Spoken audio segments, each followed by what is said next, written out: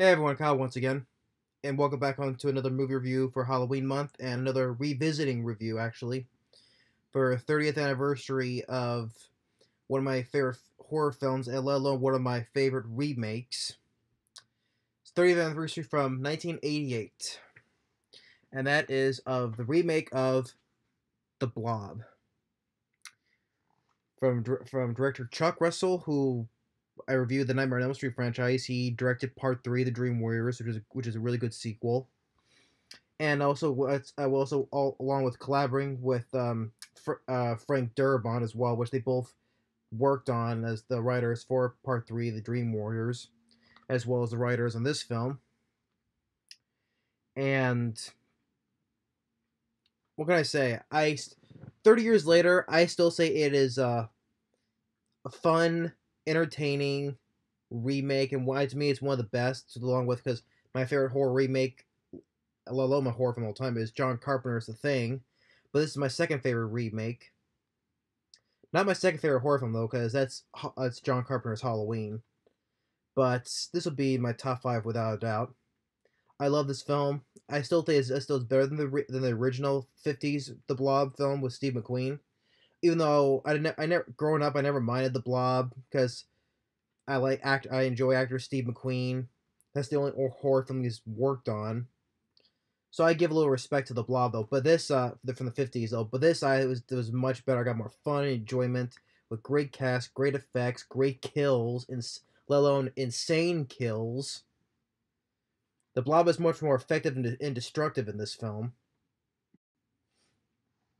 So, but and so they're great leads for our two leads. You got Kevin Dillon, who's the brother of actor Matt Dillon.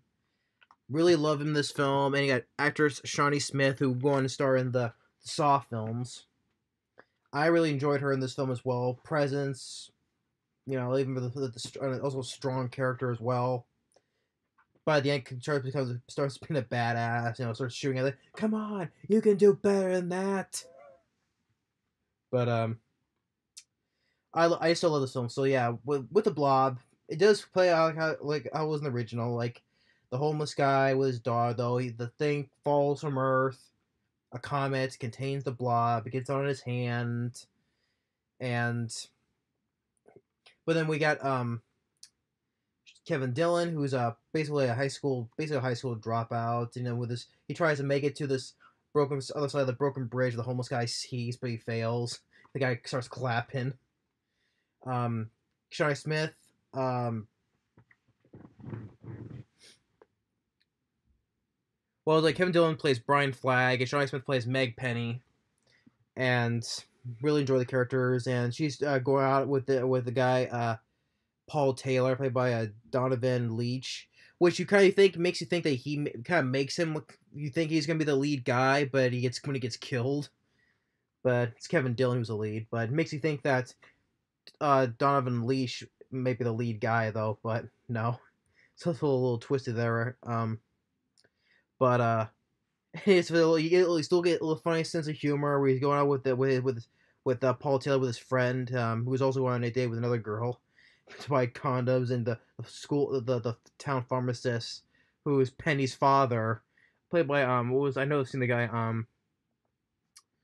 uh, Art LaFleur. I've seen him in other films too, and a couple of other ones. But he plays a father, which he didn't know which Donovan Leitch didn't know that was her father until he gets to the house and goes, ripped.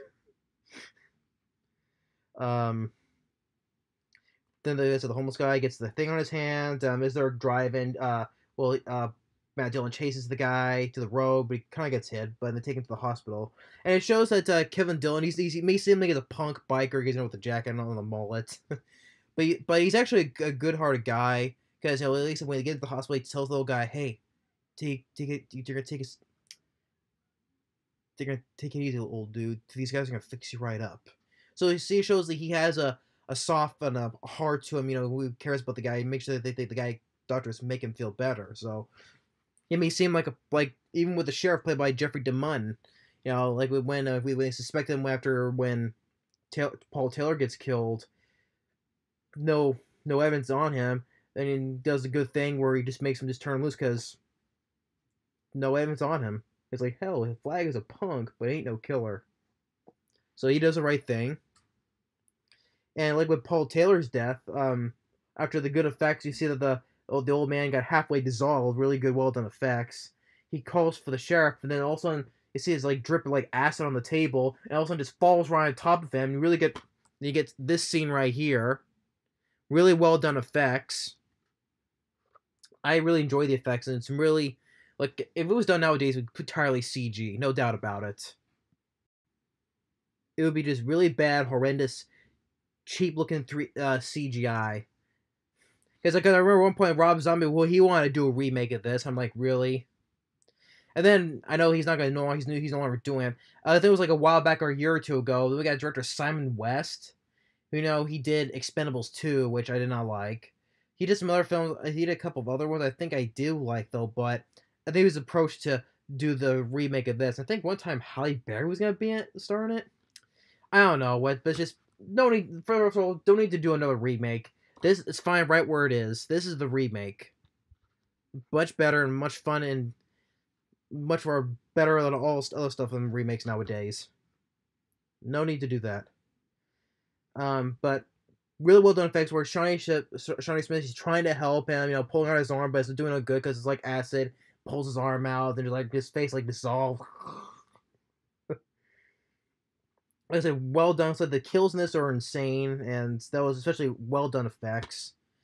Like I said, Brian, he's suspected, so he's taken in custody, but the sheriff does the right thing, lets him go, and his deputy, played by Paul McCrane, he was one of the bad guys in RoboCop, which he had a really cool death in RoboCop. We get poured the toxic waste, he starts melting, and then Kurtwood Smith just when he's driving out looking, just runs him over and just gets blown, this smashes smithereens. But yeah, he's in this. He plays as the deputy. And then you get more kills, like the Paul Taylor is his other friend who's on a date with this other girl, and the girl he's on a date with is actually Erica Laniak, who was plays in Under Siege, the girl, the play model in Under Siege, which accompanies Steven Seagal. Yeah, she's in this before doing Under Siege.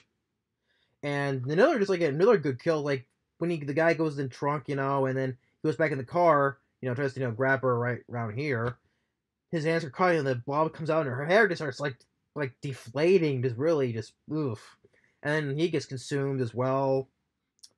And when Brian's released from custody, they go to the diner, and Shawnee Smith, get some good talk back and forth with her and Kevin Dillon, and he's asking for his help, and then he's from more fun lines like you're just the same. He's like everywhere else in this town, full of shit, Flag, and it's like, oh, I'm sorry, okay, all right. And he's like impressed. He's like, well, no, I never seen you say the word shit before. And she starts cracking up. And then you get a really excellent, cool death when the cook just gets because the sink is clogged, and then just gets really pulled down by the face and just pulled literally down the drain. Just really insane and cool death. Really cool and insane, grisly death. Just pulled down the sink. It's just being drained all the way down to the drain. And really cool effect when the thing pops up, chasing the freezer. Of course, it doesn't like cold as it doesn't get them. And then yet the waitress, played by Candy Clark, she gets a really cool death. And when she tries to call for help, the sheriff Jeffrey Munn, he dies. He's being dissolved in the blob. But then in the phone booth, she's like, there's no way out. She gets all around her, and all of a sudden it just breaks in, just turns her body literally into nothing. It's like all like loose and like liquid. It's not like liquid, but like jello or whatever.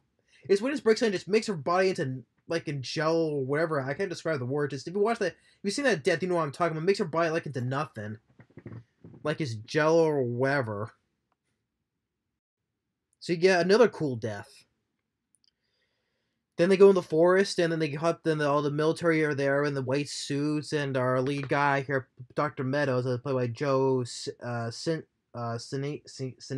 pronounce his last name, explains about the meteor, and then Kevin Dillon's like, well, your meteor brought something, all right, but if it's a germ, it's the biggest son of a bitch you've ever seen. And then he comes with the Shawnee Smith's little brother. They sneak out to a movie, a slasher movie, which interesting. Say like it's a obviously fake movie made for the movie though, but interesting to see a different a made a film made for the film. It's like it's like kind of play on Friday the 13th. He's like a guy wearing the hockey mask with like a not like a chainsaw, but when you cut like trim the branches or the weed bushes with the hedges, whatever. Um, and so the little brother's with his friend because that his friend's older brother let him sneak into the movie, and actually his friend's older brother is actually played by the I forget his name from the Lost Boys, who's one of the Frog Brothers. The not Corey Feldman, but the other one who the other half of the Frog Brothers. They're like, hey, that's him for the Lost after the Lost Boys. Nice to see him in there. And Brian Flagg, Kevin Dillon, he doesn't trust them, so he goes back for his motorcycle, but he overhears that about what the thing is truly is, that they designed the thing, to guess for like typical war stuff. And actually, one of the guys in the white suits is talking to Dr. Meadows. He's it's like the organism is growing at a geometric rate. By all accounts, it's at least 1,000 times its original mass. That guy speaking to Dr. Meadows, that's actually the guy who does the voice of Lord Zed from Power Rangers. Goldar or whatever. That's actually the same guy. Robert Axelor, Mr. Jennings, and makes Mr. Jennings by the guy what Dr. Meadows says. That's the guy who voices Lord Zed for Power Rangers. I kind of thought that was another funny person, a cameo in there. But he gets caught. He gets this nice little motorcycle chase. He finally jumps the broken bridge and gives him the middle finger because they go into the sewers where later where Shawnee Smith and two kids are in. But the movie theater incident where the guy at the projector, he gets melted, he's on the ceiling, but he's like melted into the blob. Really well done, excellent effects.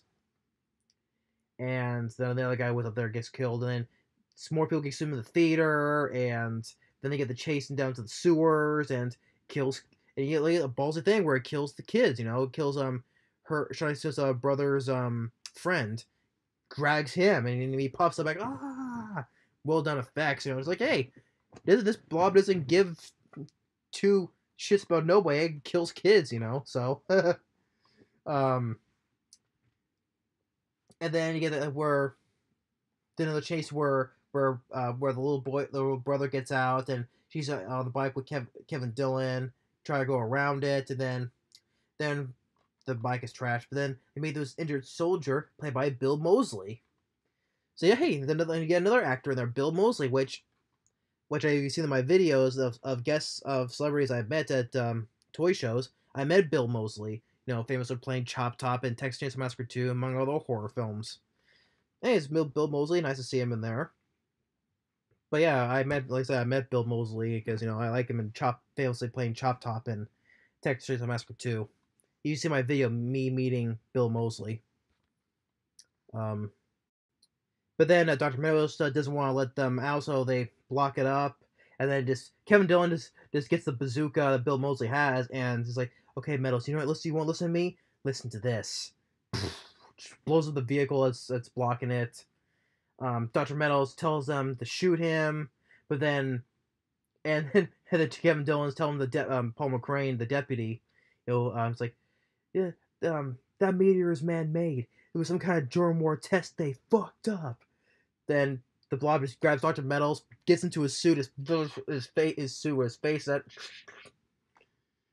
And then the other guy who was also like with Dr. Meadows, they shoot it, they throw a bomb, does nothing. They hear this rumbling sound, and then my favorite line of the movie, the guy's asking what's happening, and Kevin Dillon goes and says, "I think you pissed it off." I love that line. I think you pissed it off. So then it's huge, and it's just shooting people left and right, and like it just flattens one guy like a pancake, and shows even the Blob is smart because they try a flamethrower, and the Blob just plugs up the hole where they shoot the flamethrower and just blows up that guy. He's on fire, and catches the Reverend on fire, played by Del Close, which he appeared in the 72 sequel, Beware the Blob. He was in that. but he plays the Reverend in this. He catches fire. Johnny Smith uses the signature, shows like he can't stand the cold. They get into like the mayor's or the council building, whatever. And then Paul McCrane's the deputy. Excuse me. Then he gets in, just grabs him and just bends him backwards. Bends like just folds him backwards. And then Kevin Dillon gets that snow machine that from the guy the mechanic he met earlier, because he mentioned about snow and the place the town they're at. So he gets into the snow machine. He tries to go at it. It flips the car over. And then Johnny Smith tries to start being a badass. Grabs a gun and gets a bomb. Starts shooting at it. Come on, you can do better than that. Starts shooting at it like a badass. She plants the bomb where the tanks are, but she gets caught. But Kevin Dillon gets her out. Then, boom, blows it up. It's all frozen to crystal pieces. Tells him the mechanic saying, we gotta get this thing to the ice house before dawn. And then sometime later, in which I will say the only nitpick I have is the ending, because it obviously leads for a sequel, because now the Reverend got burned, Del Close, he's now like insane now, he's like burned up in the face, and then the woman asks when was the world will end or whatever, and he says, soon, ma'am, the Lord will give me a sign, because earlier when he saw the thing go into the sewer, he was in the back of the dining room where the freezer is, he saw little piece of crystals of the Blob, so he puts it in a jar, and now by the time it's melted, and he has it in the jar, and he says the Lord will give me a sign. So obviously it leaves us probably a sequel bait ending, because you're thinking that he's gonna let that one loose now, and now he's gonna let that one go reign free. So I think that's the only nitpick was the ending though. But regardless of all that, I love this film. It's one of the best horror film remakes, especially from the '80s. Great cast. Great effects, great awesome deaths, well directed by Chuck Russell, well written by him and Frank Darabont. The score by Michael Honig, mispronounced the name. I enjoy the score. It's definitely fast paced. It's only about, how long is this? I forget to say the time on here. I can't read it. Oh well. But let's have it on here. It's 95 minutes though, but it's definitely easily fast paced. But I enjoyed the chemistry between Kevin Dillon and Shawnee Smith, and like I said, the deaths are just insane. Like the drag down the sink, or with Paul Taylor's death. This scene here, or Candy Clark said in the phone booth. The great funny lines, like I love the line. I think you pissed it off. It still pisses me off that this film bombed. That's another thing. This film came out like in August 1988, and this film bombed. $19 million it cost. It only made $8 million. Why this film bombed? Oh no, that's the reason why I want to show. You see that a lot of my you've seen my videos from seeing from over here. The angle is pointing this way. Yeah, I just gotta mention. That's one other thing why I love this film. I enjoy that poster. This is not a bad looking shot right there for a poster though, but I don't think I like this one. I like this one too. But maybe people don't like that because how the way it looks. But this is a good looking for a poster as well. But I also like that poster as well. So that's the reason I included that to show, because for me sitting at this angle, so I can show the poster up here. But you've seen the poster I have when I'm sitting over here. So, but yeah, I enjoy that poster. And this is, the Blob. Terror has no shape. Or this one here, scream now while you can still breathe. But yeah, I don't know what I can say. 30 years later, it's still a kick-ass remake that I still love to this day. Second favorite remake, I would say. I don't know what more I can say. I don't want to go too long with it, but deaths, characters, score, pacing, effects, kills. First of all, other than the little teeny nitpick of how it ended, though, that's nothing. But I let that slide though, because I'm having a lot of fun with this film. I love this film to death, and I still want. I wish this film would get a proper Blu-ray, but I'm sure there is. I know there is a Blu-ray though, but I like to have like a proper special edition, like Scream Factory. Why I wish the Screen Factory can release like a special edition for this. You know, with interviews with the cast and crew, like director Chuck Russell or Frank Durbont, Kevin Dillon, Shawnee Smith. You know, or just I wish this film get a proper DVD release, or have Screen Factory give this a proper special edition. 30. For this year marks the 30th anniversary for this. Expect to get a special edition for this somehow, because I look up, Screen Factory giving all these releases for all these other horror films. Why not this film? Why? This film bombed. It didn't deserve it, and police says it has gained a cult following over the years. It has a 63% of Rotten Tomatoes and a 6.4 on IMDb. I give them much higher ratings to me, but at least it's gained a cult following over the years. But still, give this a proper special edition. Come on. 30th anniversary, not a special edition. I don't know what I can say, but whatever. They released all the other ones, but this one still hasn't got a proper special edition. Nothing much for this, just a trailer and that's it. So, regardless of that 30th anniversary review, my 30th anniversary of The Blob, love it. Still to this day, it's still a great horror film. One of the best of the horror film remakes, let alone best remakes, I would say. So I don't know more I could praise this film enough. So 30th anniversary, me revisiting for this year, definitely great to review for Halloween and watch during the month of Halloween. If you have not seen this, please check it out. But I respected the 50s Blob though with Steve McQueen though for what it was back in the day though. But definitely much better. This one I prefer a remake over the original, to me. But John Carpenter's A Thing is still the #1 remake for me, and let alone horror film. But this is definitely my top 5 favorite horror films because it's like a Halloween, The Thing, Deep Rising over there, The Blob. I'll probably put Tremors in there, but I have to do my list of my favorite horror films though. That's gonna take quite some time though, but still, love this film to death.